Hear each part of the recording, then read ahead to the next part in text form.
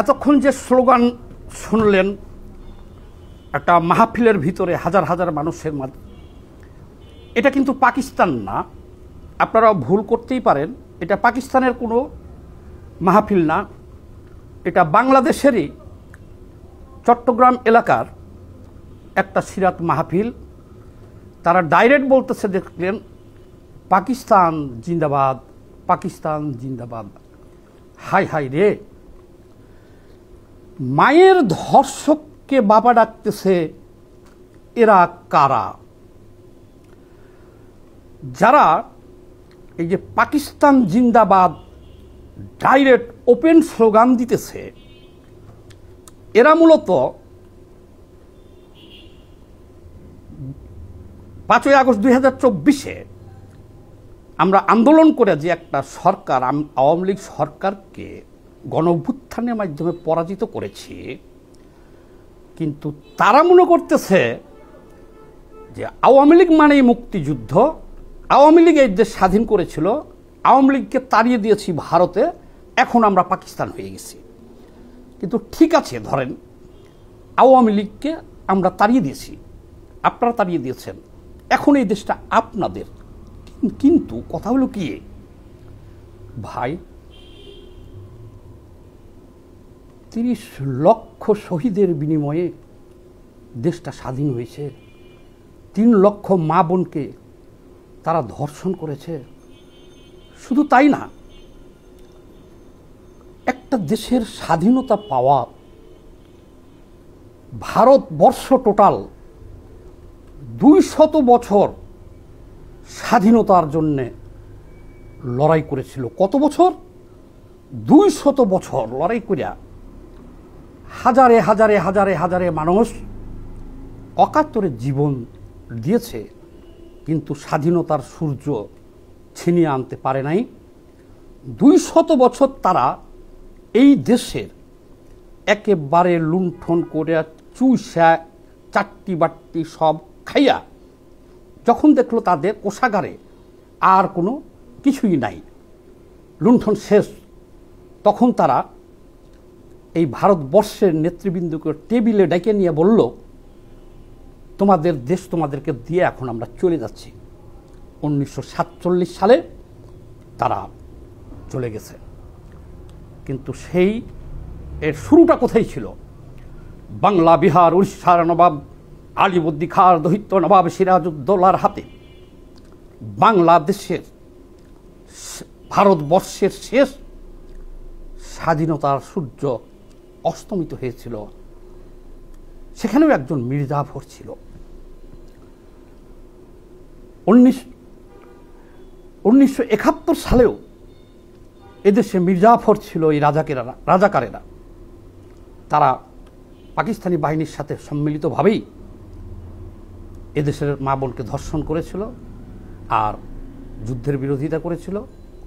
30 লক্ষ যে শহীদ হয়েছে, এতে তারা পাকিস্তানি আর্মির সাথে সমানভাবে অপরাধী ছিল। কিন্তু আপনাদেরকে তো মাফ করে দেওয়া হয়েছে ভাই। এখন একটা স্বাধীন দেশে বসবাস করতেছেন, স্বাধীন দেশের নাগরিক, তাহলে এখন কেন আপনারা এগুলো বলতেছেন যে এই পতাকা আমরা মানি না? জাতীয় সঙ্গীত আমার সোনার বাংলা, এটা হিন্দুর লেখা, এইটা আমরা মানি না। এই বাংলাদেশ বলতে কোনো কিছু থাকবে না, আমরা ভাইয়ে ভাইয়ে এক ছিলাম, ভাগ করে দিয়েছে। আচ্ছা ভাই, এইটা উদাহরণ দিলাম যে 200 বছর লড়াই করেও কিন্তু ভারতবর্ষ ব্রিটিশ থেকে স্বাধীনতা লাভ করতে পারে নাই। আজ 70 বছর ধরে জিহাদ করতেছে ফিলিস্তিনের জিহাদি ভাই বোনেরা, অকাতরে প্রাণ, তাজা প্রাণ বিলিয়ে দিতেছে এতটুকু একটু স্বাধীনতার সূর্য দেখার জন্য তারা প্রাণ দিতেছে, কিন্তু সেটা ধরা দিতেছে না। আমাদের বাংলার দেশের মানুষের ভাগ্য সুপ্রসন্ন ছিল যে পাকিস্তান থেকে বাংলাদেশের দূরত্ব হলো 2000 কিলোমিটার দূরে। পাকিস্তান তাদের গুলি রসদ এগুলো সেনাবাহিনীর যে ইনস্ট্রুমেন্ট এখানে আনতে পারে নাই, ফুরিয়ে গেছিল। টিক্কা খান কি বলেছিল?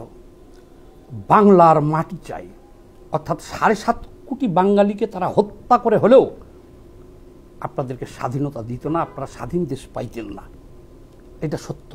কিন্তু এই যে 2000 কিলোমিটার দূরে মূল ভূখণ্ড থেকে তারা বিচ্ছিন্ন হয়ে গেল, আর বন্ধুরাষ্ট্র ভারত আমাদেরকে সহযোগিতা করলো, তারা তাদের স্বার্থে সহযোগিতা করুক, এতে কোনো সমস্যা নেই তো আমাদের। আমরা সাহায্য পেয়েছি, আমাদের লাভ হয়েছে, আমরা একটা স্বাধীন দেশ পেয়েছি, গণপ্রজাতন্ত্রী বাংলাদেশ সরকারের এই স্বাধীন বাংলাদেশ। এখন এই স্বাধীন দেশে যারা ধর্ষণ করছিল তাদেরকে আব্বা ডাকতেছে যারা,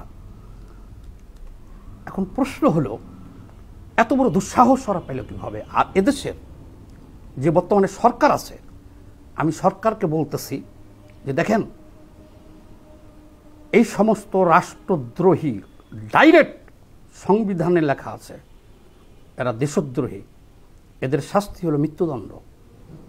এদেরকে চিহ্নিত করে অবিলম্বে গ্রেপ্তার করুন। ডক্টর ইউনূসের সরকার যদি স্বাধীনতার সার্বভৌমের উপর আঘাতকারী, হস্তক্ষেপকারী, বাংলাদেশকে অস্বীকারী, প্রকাশ্য 30 লক্ষ শহীদের সাথে বেইমানিকারী পাকিস্তানি এজেন্ট রাজাকার আলবদর আল শামসের সন্তানরা, উত্তরসূরিরা যে রাষ্ট্রদ্রোহী অপরাধ প্রকাশ্য করেছে, আপনার অবশ্যই এদেরকে বিচার বিভাগীয় তদন্ত করে, আর ভিডিও আছে, তদন্ত দরকার নাই, এদের বিরুদ্ধে আপনার ব্যবস্থা নিতে হবে আইন অনুযায়ী দেশে প্রচলিত। আর যদি না নেন তাহলে এর দায় আপনাকে নিতে হবে। মনে রাখবেন, ভবিষ্যতে এদেশে আপনার মরণোত্তর বিচার হইতে পারে এবং হবে। অবিলম্বে যারা বাংলাদেশের স্বাধীনতা সার্বভৌমত্বকে অস্বীকার করে পাকিস্তান জিন্দাবাদ বলতেছে, এদের বিরুদ্ধে কঠোর ব্যবস্থা নেন। আর না হলে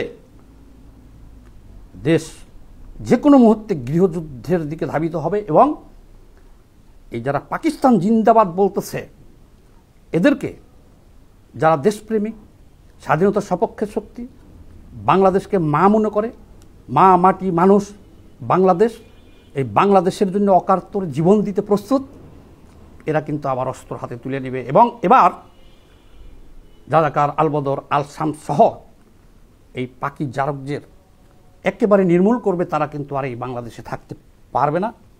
দরকার হলে আরও একটা রক্ত গঙ্গা এদেশে বয়ে যাবে।